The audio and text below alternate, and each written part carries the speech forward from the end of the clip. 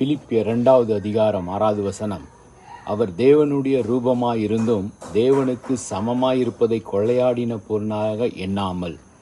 மனிதர்கள் ஒருவேளை சாதாரண ஒரு பதவியை கூட விட்டு தருவதற்கு அவர்களுக்கு மனமே இருக்காது. தங்களது நாற்காலியையோ பதவியையோ தங்களுடைய இதையோ விட்டு தடவே மாட்டார்கள். சரித்திரத்தில் பல அரசர்கள் கொல்லப்பட்டிருக்கிறார்கள். ஏனென்றால் தன்னுடைய மகனுக்கு அந்த பதவியை, அந்த அரியணையை, அரியாசனத்தை தராமல் அவர்கள் இருந்ததுனால.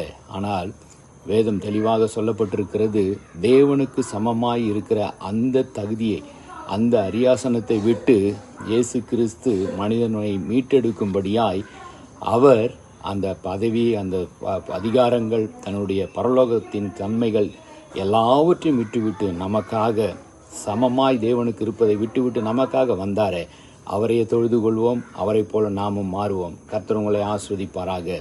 God bless you.